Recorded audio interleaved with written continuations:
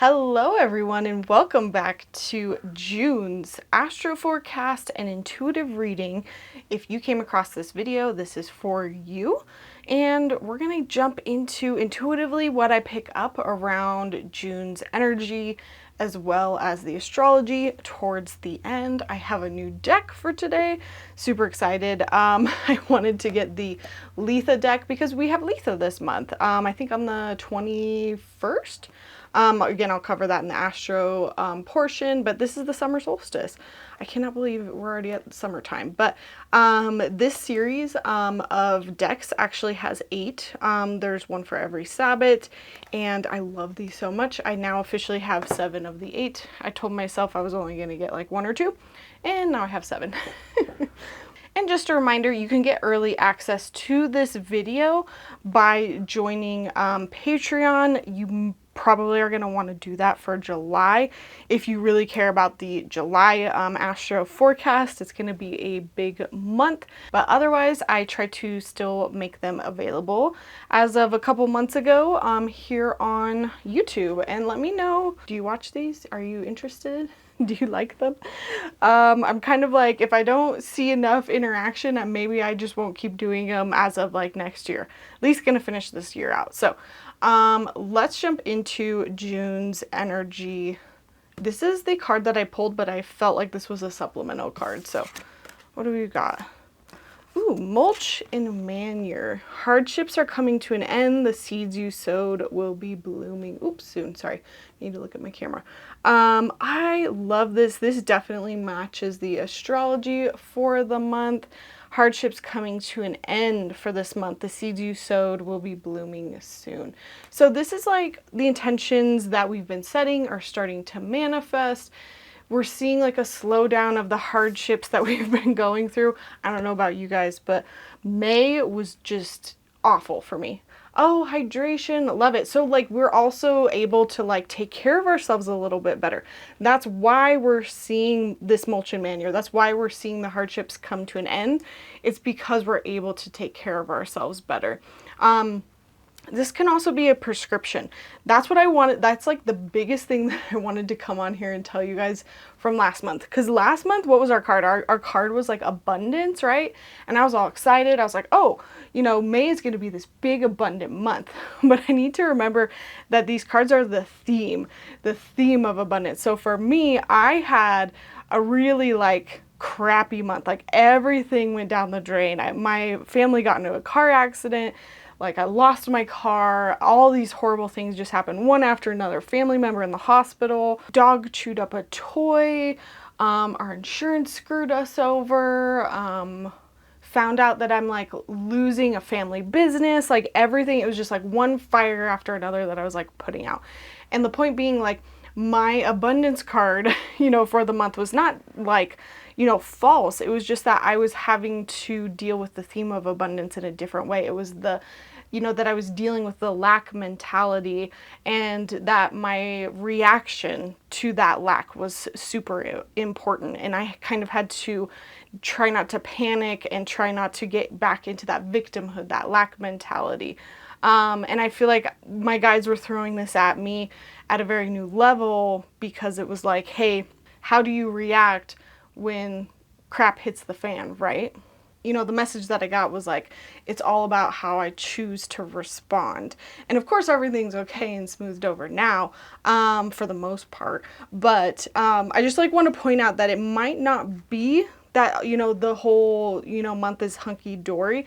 It might be that the theme this month is that you don't give yourself that self-care, and you need to give yourself that self-care so that the hardships can end. You need to hydrate so that the seeds can be sown. You know, like, I mean, if we're literally thinking about this symbolically, your seeds are not going to sprout if you don't put water on them. And so this month could be harder if you're not taking the time to water, you know, your seeds, or like literally like take care of yourself so that, you know, the fruits of your labor can come into being. So like, I'm going to be better at like prefacing that that's the theme. So for some of you, it might be absolutely abundant and awesome, but for some of you, it might not be, because that was me last month.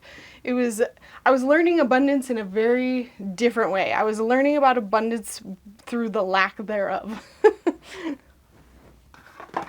Now, how this is going to show up, I also got a new tarot deck because I'm just addicted. Alice in Wonderland.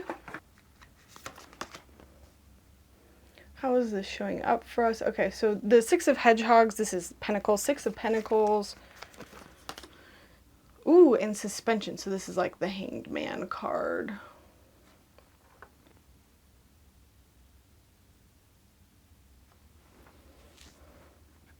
There's a lot of give and take. There's a lot of giving and receiving.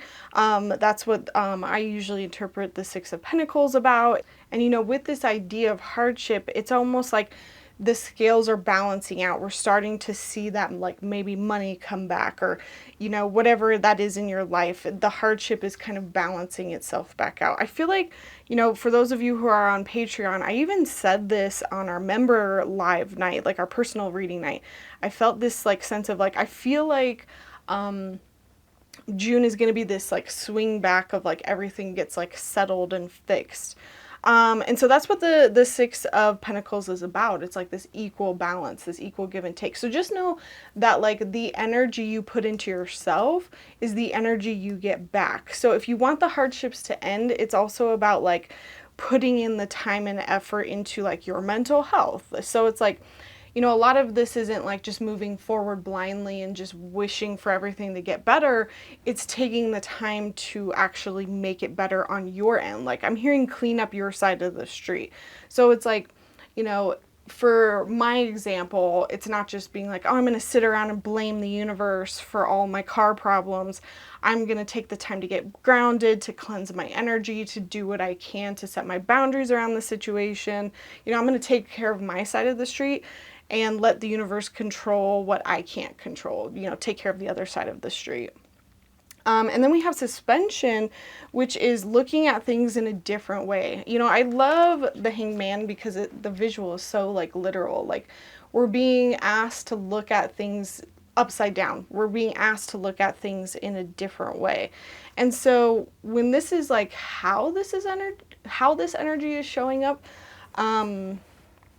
I think that a lot of our circumstances are improving because we are choosing to see things from a new perspective. It might not be like even that the circumstances are literally changing, but it's because our attitude is changing, or because, again, like what I just said, I feel like I was supposed to share that story for a reason with my car. It's like, you know, I could have looked at this situation as this big awful thing, and I mean, don't get me wrong, I definitely did at moments. I'm still human.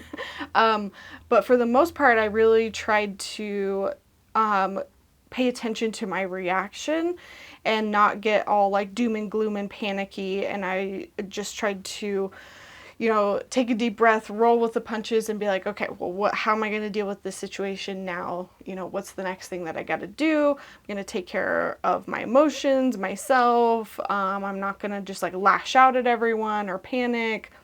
Like, it's this idea that the situation is made better through the lens that you view it. And it is made better. It's not that it's not made better, but it's because you chose the way to respond that makes it better, if it makes sense.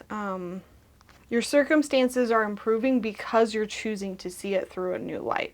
You're choosing to look back and understand it in a much different way because you're starting to see how it all affects each other. You're seeing the give and take. You're seeing how, like, okay, when I put my time and energy towards this, I actually get this back. And it's all about how I choose to respond.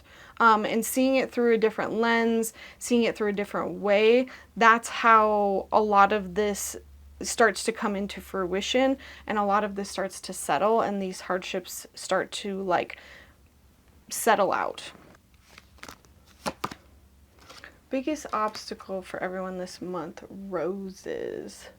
The soft petal felt upon your flesh is ready to release her thorns. Ooh, you know, and I haven't played around with this deck very much, but the initial impression that I'm getting from this is almost like letting go, like being able to let go of the hurt, letting go of victim mentality. You know, like sometimes like when things like hurt us, or when we go through like hardships, we want to hold them. Like we want to be like, look at how this awful thing hurt me. Look at this thorn, you know, look at what this person did to me. It's that victimhood. And so the obstacle is going to be able to release the thorn, get the thorn out of yourself, you know. I love that symbolism. And so, you know, don't hold on to the energy too long. Try to move forward. Try to, again, see things from a different perspective so you can move forward into releasing the story that you've been telling yourself. Because too often, so many people just stay here. They stay in this energy of, this person did this situation did this to me, I am powerless, the world is out to get me, the universe is out to get me. I hear this all the time, and I feel like this is like one of the biggest reasons why people get so stuck, and they just keep attracting it. They just keep attracting more and more, and it's that lack of self-reflection and that lack of looking at the lesson and moving forward. I love the energy of this month. It feels like being able to look back and reflect on something big, like lessons, and we're starting to see and understand like why it was here, and move forward from it. Finally taking that thorn out of our side in a way. So the next thing I like to ask is, if we're going to have the best month ever, what should we keep in mind? Like, how can we manifest and thrive this month? Heat wave. There is something ominous being illuminated by the flames that await. Interesting. I'm going to pull the deck for this. I feel like this is like the first non-positive card we got. Seek shade, challenging circumstances, getting burned.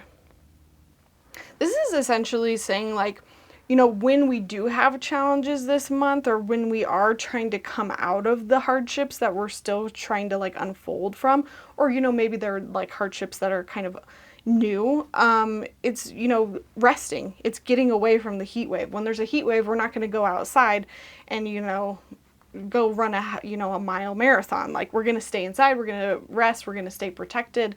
You know, this is staying vigilant. This is seeking shade. It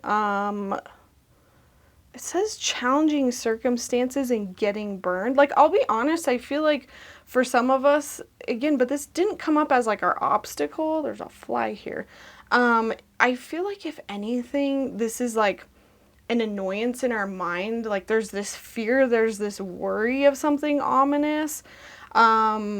Or again, it might be something in the past. Like, I feel like this is like your mind is afraid of like the heat wave in the past, in the future. Again, this is the thorn. It's like, can you remove this? So in order to like thrive this month, we have to like be able to understand, is it really a heat wave? And if it is, okay, I need to take shelter. I need to relax. I need to take care of myself. I need to hydrate, which is a really interesting parallel here, hydration and heat wave. But if it's not, you know, I need to actually remove that thorn and understand that that's not actually what's going on here. Yeah. I just wanted to ask, I just wanted to ask for clarification. And this is like, I pulled the card Cloud Scrying. So this to me is just intuition. It's like, we're getting this like intuitive gut hunch that something scary is going to happen. And again, it might be influenced by the past. It might be some of that victimhood, or it might be something that's coming up in the future. And we're just like, oh, I'm scared of the heat wave. And again, we have to either be prepared and aware of the heat wave, and again, hydrate and kind of move through it, or again, like, realize that it's not actually there. I know that's kind of like a double meaning there, but there is this sense of like, is this real? Is this real, Spirit?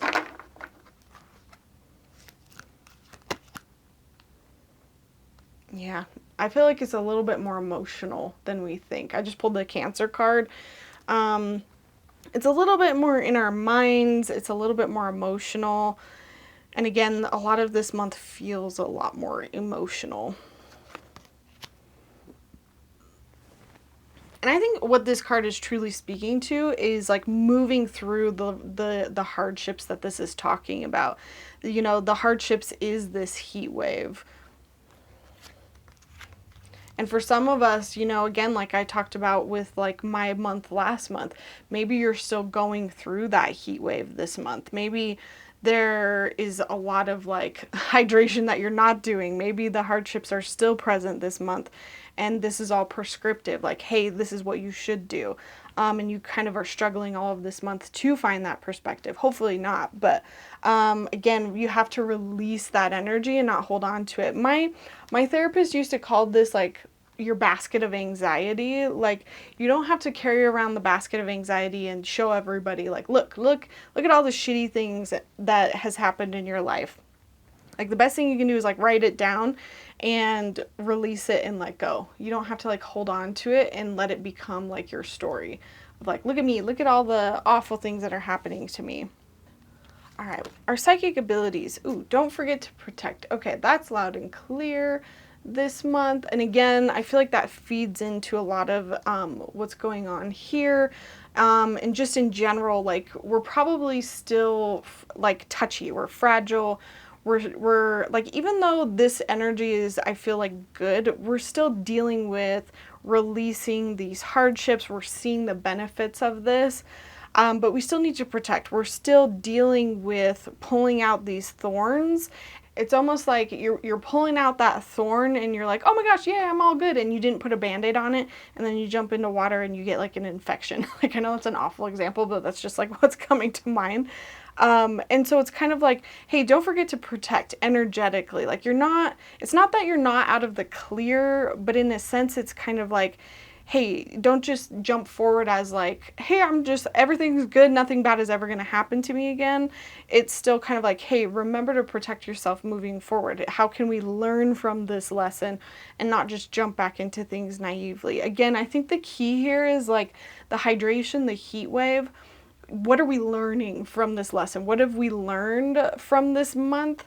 That's going to help us not, I don't want to say get to this spot again, but just like, you know, what tool have we added to our toolkit from this month that we're going to carry with us moving forward? And if you already have like a gut sense, or you're watching this later in the month and you're coming back to this, feel free to drop it down below. But yeah, energetic protection, even with your psychic ability, is going to be important this month. Again, because there's like, I think a lot of it too, oh, and that's the other piece that I'm just kind of missing, is like, we're allowing negative energy in with this, like, this ominous thing. And so we have to remember to like block out that energy. And I think for a lot of us, that's just the state of what's going on in the world. And you have to remember that, you know, just like a spirit, or just like, you know, your next door neighbor who's being like really awful, you know, social media is an energetic source, and you have to block that out sometimes too. You can't be like consuming it 24/7. Protect yourself from that as well, because that might be contributing to a lot of that like energy of like doom and gloom and panic this month. Don't let that like, what's the word I'm looking for? Don't let that derail you from this energy that's actually coming in. The fact that hardships are actually coming to an end, that your seeds that you've sowed are actually growing, you know? All right, and then the last card I like to pull is just like anything else we need to know. I pulled the upbringing card.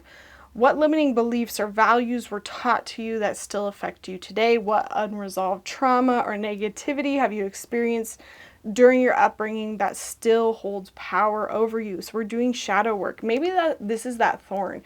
Maybe this is why you're still holding on to that story, you know, and this is why like you're having a hard time. Or maybe this is just, you know, the lesson that you've been working on and that you're moving through this month.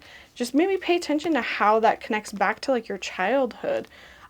Specifically how it relates to like your passions, like your passion projects. This might show up specifically around like creativity, inspiration, joy. With the Five of Flowers, like any conflicts around that. There's barriers around that maybe your upbringing has caused. Awesome. Let's move on to our individual card readings for Patreon members. Again, remember everyone that you are always welcome to reach out to me for a private reading. And if you liked any of the decks that I used, I will link them down below. And yes, I am aware I forgot the Astro Dice. I will cover that in the Astro Forecast. This is for the Patreon members. If you want your own card reading, join us on Patreon at the $11 tier, and you get a ton of other perks over there, including personal reading nights as well as psychic practice nights. So join us over there. I will put the link in the description down below.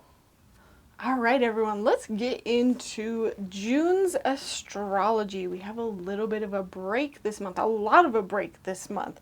This is actually probably the best month of the year, and it's going to be actually pretty short and sweet. There's obviously a lot going on, but again, I'm not going to cover all the in-depth little aspects. I'm just going to kind of keep it to the simple stuff for you guys.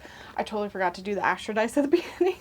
So we have Pluto, and I made these Astro Dice ages ago. They're not the best, but in Sagittarius in the 8th house. Honestly, you guys, I felt like this was super specific to me, but for a reason. And a message for you all as well, because my 8th house has just been on fire because of like Aries season, and just like everything that has been happening. Everything in Aries has just been like, wah, for all of us. And so Aries has been in my 8th house, and that's been like my investments, that's my shared finances. What else does that govern? That's mostly where it's been showing up for me. It covers other stuff like sex and taboo things, and yeah, but point being, like, Pluto is the planet of transformation, and when we have Sagittarius here, that gives me the sense of like really positive, optimistic transformation and learning and forward movement from that transformation. So I feel like the message here is kind of like this month is going to be like a positive transformation on the areas of our life that have been like really hurting. And so like that's what I would take away from these Astro Dice. And we saw that again in the intuitive cards, which sometimes don't always match the astrology. But it did really match the astrology for this month, because again, this month is just kind of like a break. It's a break from the astrological junk that's been happening this year. It's probably the best month out of the year. Everything's moving forward, nothing's in retrograde, and we're just going to kind of knock through it here. So the one thing I want to mention is that at the very end of May, we had Saturn moving into Pisces. So it's really only been here for like a week. We've probably seen themes around it. At the time of recording this though, like I'm still like not there yet. So I can't really like speak to it. So I'm really curious what this Saturn and Aries like theme is. And like when I'm talking about like when it first moves into a sign, that's like a predictive transit tool. And that's one of many ways that you can kind of like look at transits and predict the future, is that the day that it moves into a new sign, it predicts or like you can look at that as foreshadowing for like the transit as like a whole. So that it's called like ingress transits, I think is what it's called, or something. But that's one of many ways that you can kind of like look at foreshadowing. So I'm very curious for all of you, what happened in your personal life? Did you see any Saturn and Aries themes come up?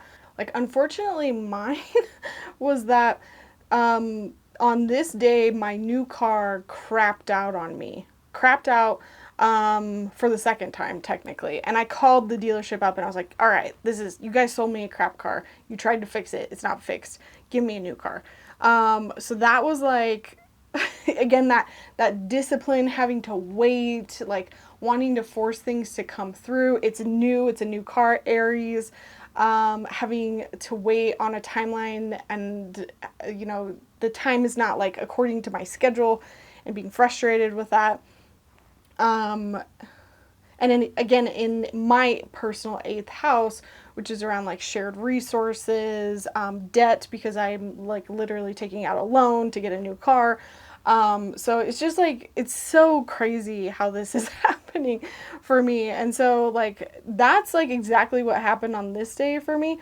Also, my dog chewed up a toy that he is yet to poop out. It's a very small, soft toys, so we're kind of playing it by ear. We talked to the vet. Anyways, point being, that's what happened for me. Curious what happened for you. And the point being, this is our 3rd planet, our 3rd major outer planet of the 4. Oh, I'm gonna, or wait, no, this marker is good. That has now changed signs. And you know, I keep talking about the 4 major outer planets, but literally 2025, every single planet is moving signs throughout the whole entire year. So like, I mean, obviously the inner planets, the faster moving ones, those ones change like sometimes daily, like the moon, and the sun and stuff. But like the outer planets obviously take many, many years. But that's like why 2025 is so like hugely significant. But Saturn was that 3rd major planet to move. And the 4th one, which is going to be Uranus moving into Gemini, is about to happen in July. And I'm going to preface you guys all on that in July. July is going to be our next, unfortunately, rough month. But I did cover that in a podcast. I went over March and April's astrology, and I kind of talked about those 2 planets shifting and the implications of what that 3rd planet was going to look like, and what that might mean for summertime and July and Uranus moving into Gemini. So if you're really curious about the whole like kite formation and what that's going to look like coming up in the summertime, definitely listen to that podcast. It's really nitty gritty into the details, but feel free to jump into it if you want. All right, so yeah, we have a couple planets changing signs. I'm not going to spend any time on that, but like Venus is moving into Taurus, Mercury is moving into Cancer. But the big one I want you to pay attention to is on the 9th. We've got Jupiter is moving into Cancer. So we've got Jupiter is moving over here into Cancer. And we like this for Jupiter because Jupiter is essentially exalted in Cancer. And so like when a planet is exalted in a sign, that basically means it loves being there. It's its favorite place to be there. You're going to get the best energy out of that planet versus like when a planet is in its fall. So like for example, Saturn is in its fall in Aries. He doesn't like to be there. And this is like the big thing of this month is we've got Jupiter moving into Cancer. Jupiter is really here to clean up a lot of the crap that's happened so far in this year. And like, let's speak personally to you. So what you want to do is you want to go look at where Cancer is in your chart to understand where Jupiter is moving into. And just know that Jupiter is basically going to be hanging out here for the rest of the year. So far Jupiter was in Gemini for you. And so like for me, that was in my 10th house. So my career house, maybe a lot of luck, expansion, abundance in my career house. I would say that's been true. But now it's moving into like my 11th house of like friends, networks, groups, soul family, audience, stuff like that. So it's moving into my 11th house. So same thing, you want to look at what house it's in for you, and that's where you're going to get luck, expansion, abundance. Jupiter is a very awesome planet. It basically expands and brings luck and abundance to wherever it's at. Jupiter basically smooths, it remodels, it cleans up, it takes care of people. It's really interesting too because apparently when Jupiter is in Cancer in the past, there's been a lot of like themes around healthcare, like apparently the Obamacare was like created in this transit, which is super interesting to me because we all know that literally as of now, as of like me recording this, Medicaid is literally on the chopping block, which is Obamacare. It's like there's a big bill being passed right now to cut it all. And if you are not aware of that, please let me tell you really quick that it is about to be gutted. Please call your representatives. I really like the app 5Calls because basically you can type in like your address and it tells you like where your representatives are. It gives you a script. It tells you their phone numbers. You can call them and it gives you like little check marks and like it does all of the hard work for you. So if it makes you nervous having to do that. But point being, so like there's themes of healthcare. I'm not going to say which way it's going to go because I don't know, again, astrology well enough to be able to decipher yet if it's a positive or a negative thing. But Obamacare was founded on this transit once before. The American Disabilities Act was also founded on this like transit once before. It's also an 83-year cycle in the U.S. Sibley chart. And 83 years in the U.S. Sibley chart is kind of like it's a big, how do I explain this? Like it's a big cycle, like once every 83 years, it's like an extra big one. It's not like, oh, hey, every 3 years when this planet moves. It's like, oh, every 3, 6, 9, 12, every 12th year, there's something extra big that happens. Basically, on the 83rd repetition, there's something extra big. So there's this like 83rd year repetition that makes me nervous. I don't know if that's a good thing or a bad thing, but again, it's Jupiter and it's in Cancer, so I'd hope it's a good thing. But I don't know. And again, this is where Mars was earlier this year. We had Mars in Cancer kind of like wreaking havoc. So maybe in that area of life, things are going to get cleaned up, smoothed over, all of that for you. It's also interesting too because 9/11 happened here as well. But essentially we're going to get a lot of emotional healing, a lot of emotional growth. There is going to be this sense of like initiation, starting something new. And Jupiter is going to be essentially squaring a lot of the more negative planets. I shouldn't say negative, like malefic planets. A malefic is the equivalent to like negative throughout the month. So it kind of like, because it's squaring, which means Jupiter is kind of counterbalancing some of the more negative energy that like Saturn in Aries is giving us, for example. So Jupiter is just coming in to give us some reprieve this month. Jupiter's our buddy. Yeah. Okay, so moving on the 11th, oops, I need to put my cap on in between. On the 11th, we have a Sagittarius full moon. So,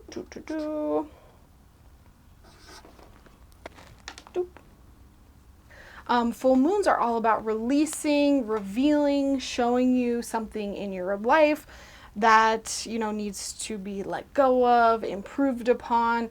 Again, you're going to look to where Sagittarius is in your chart. I'm going to give you a little handy dandy quick reference guide based on your rising sign. So you're going to need to know your rising sign for this. So Sagittarius. So if you are an Aries rising, it's going to be in your 9th house, Taurus rising 8th house, Gemini 7th house, Cancer 6th, Leo 5th, Virgo 4th, Libra 3rd, Scorpio 2nd, Sagittarius 1st, Capricorn 12, Aquarius 11, and Pisces 10. So for me, I know, I always use myself as an example just because that's how I always found it to be helpful, like when I was learning. So this is going to be my 4th house of family. So maybe there's a lot of emotion, a lot of something revealed around like my family life, something that's coming up that needs to be maybe like fixed, or, I find Sagittarius to be more positive. sign, it's more fun. So maybe it's just like a lot of fun, big emotions with like my family. Maybe we're doing something fun together. Maybe I'm seeing like a much bigger picture here of like, man, I really need to reconnect, and like, what's the long-term goal here? Oh yeah, like, you know, I've been so distracted by all this car nonsense that's been happening, and this is like my point, my purpose. Like, I want to, you know, connect and have fun with my family. You know, maybe that's what it's about for me or something. So that's going to be our first lunation, so that full moon in Sagittarius. Then what do we got coming up next? You know, on June 15th, this is an aspect, but this is Jupiter squaring Saturn. So, did I move Jupiter? Yeah.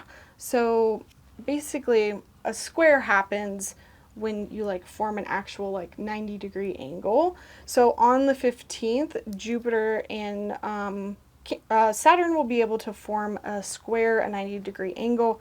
And basically when that happens, it's again, that it's like they're fighting each other. It's like the energy is opposing each other. So Jupiter kind of is counterbalancing Saturn.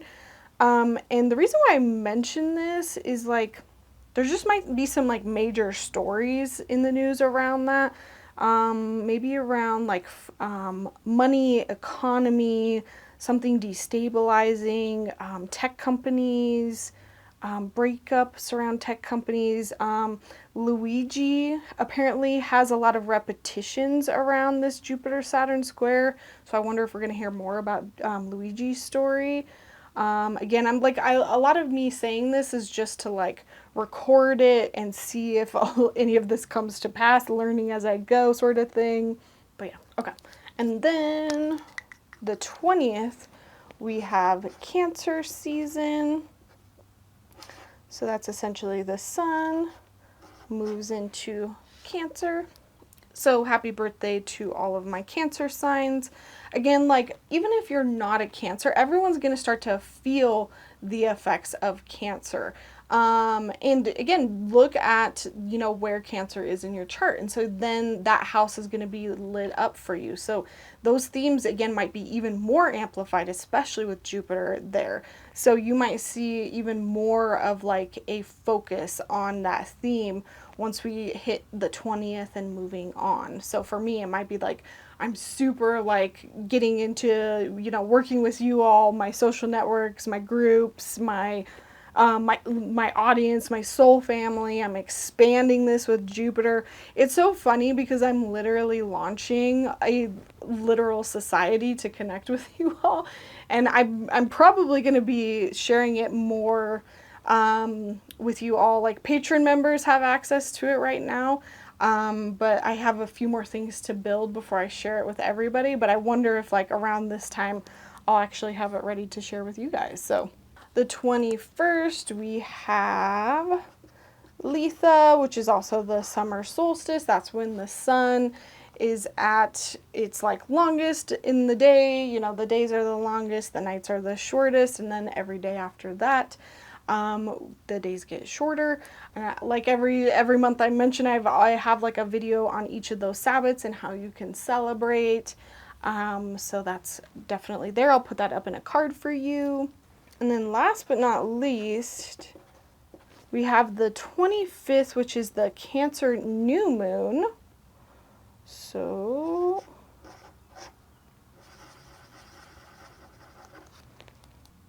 Cancer new moon, this is going to be an awesome new moon. A lot of like good energy for birthing something new, manifesting something new, especially because it's right next to Jupiter. You know, those two are coming together. It has this energy of like coming together with somebody, you know, or with something. So it's this energy of bringing something together. Again, look at, you know, this house. You could set intentions around your house that Cancer is in. So again, this is my 11th house. Maybe I set some intentions, new intentions around, you know, my friends, my social groups, my audience. It'll definitely be a powerful new moon to manifest some stuff. So let me tell you what house it's in for you.